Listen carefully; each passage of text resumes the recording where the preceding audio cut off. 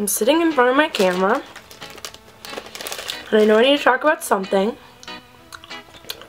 I also wouldn't be sitting here.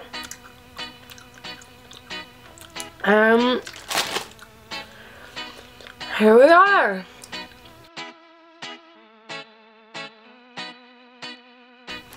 I've got these Sour Patch Kids extremes.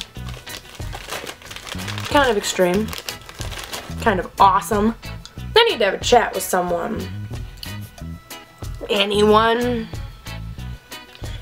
And I thought, why not talk to you guys? You guys always get me on a spiritual level. Recently, I've been going through some times. I'm gonna tell you. What was it? That was delicious. I've had 3 relationships over the past 9 months that have just been life changing. First one, we'll call him Hit or Miss. He was this guy that I met right after Playlist at a coffee shop, and this guy just great, wonderful. She said with the most irony she could ever possibly put into a sentence. Actually no. Hit or Miss was, you can't describe him with words. He was such a great person, but at the same time, like, so terrible with relationships. I loved him. He was gorgeous. Let's just get that out there. And to be honest, he was a beautiful person. Very funny, very intelligent, very high IQ, but also kind of crazy. This person never wanted to be official, you could say. We dated multiple times over the year, and officially it ended in probably September, beginning of October. I have no hard feelings towards this person at all. He never promised me a future, he never promised me anything, and I read into things too much, and basically I broke my own heart. I love this person, and I always love this person to death. They are wonderful. We don't speak anymore, which kind of sucks, but I really don't blame this person. I hope he gets help, and I hope he realizes he has a problem. But until then, I wish the best for him. Number 2. This person took place in between a breakup between me and the first guy. We weren't official ever, and this guy never made it clear what he wanted from me except for friendship. He was very clear about that. But he was always kind of like, but like then he'd back away a little bit if you'd say anything like too serious. Still, don't blame this guy. Number 2, call him friend with potential. I really do not blame him. I mean, situation could have been handled so differently, but I also didn't help anything. Oh gosh, this lasted about 4 months, but I took things too far, and I learned from that relationship. There's so much I could say that I learned from him, but pretty much what I'm learning from all of these relationships is not to read too much into things and just try to take a breather. He's a great person, wonderful person, just didn't work out between us, and I wish him the best of the luck. Friend with potential, I hope that your current relationship goes wonderfully. I just want to let you know, I think you're a fabulous person. I think that you deserve the world, even if we're not friends. No hard feelings at all, and I am sorry that I was kind of psycho, I guess. It's the only way I can say it. Then, finally, this last relationship. Let's call him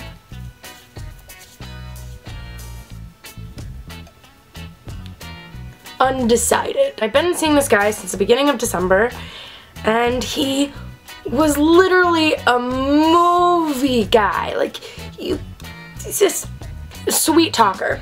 That's all I can say. He's literally says the best things to me and just makes me feel so beautiful and so perfect and so happy all the time. But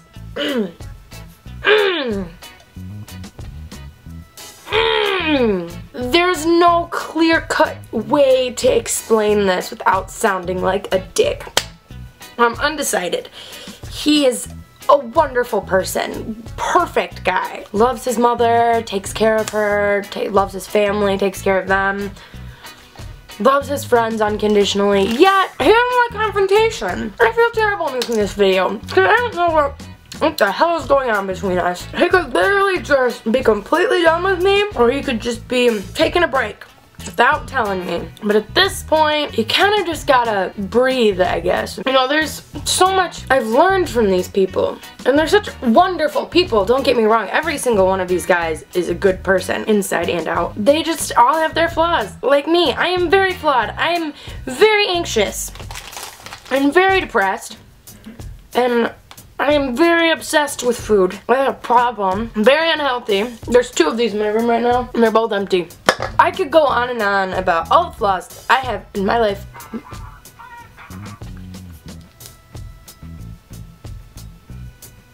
By the way, plug for my best friend. Her boyfriend, Tommy, has a clothing line called Trees Tea. It's really cool.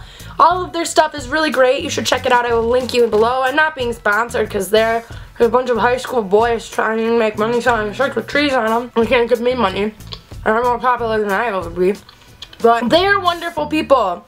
All of them. Every single one of these boys deserves the credit they receive and all of the money that they make through these shirts. I love all of them dearly. I digress. I would like to just say, I love all 3 of you people. You are all wonderful people. And I am very happy that you are in my life. And at this point, I'm learning that I have always, since I was a little kid, been looking and struggling to find someone to validate myself and help me love who I am, but that's not okay. I don't know why I do that all the time. And I think 2015 is going to be the year that I learn how to be a happy single person. It's messed up, and I've said this over and over again to a million people, that every single New Year's resolution since I was 11 years old has been to get over someone and meet somebody new. I've met a lot of new somebodies, and I've broken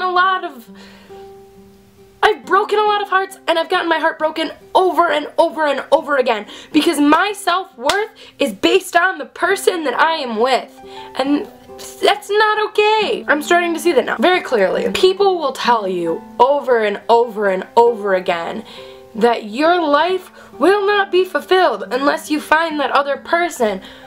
But we need to stop looking for that love and acceptance in other people and look for it within ourselves. Because you are wonderful, you are awesome, and you have so much potential, and you're just great. All of you are great people. I wouldn't be so obsessed with you if you weren't. And to be honest, these are really good.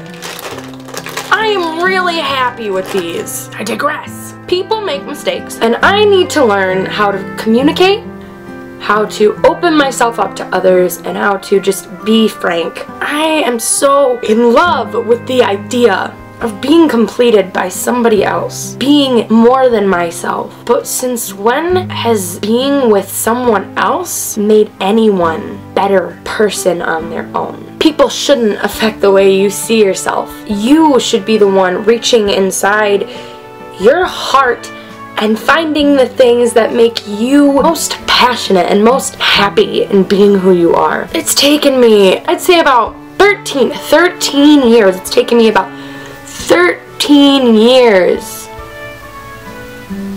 to realize that the only love that should sustain my existence is self-love and self-respect. People tell you from the age 5 that you've got to love yourself before you can love anyone else, but if you don't find somebody else, you're going to be sad forever, and you will never be happy alone. And why are we so afraid of being alone? If you wake up every morning and you hate the person that you are, why would anyone want to love that person if you can't even love yourself? Why? Tell me that.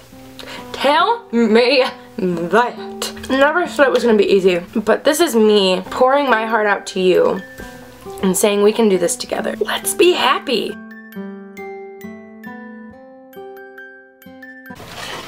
It's still recording. Oh wait.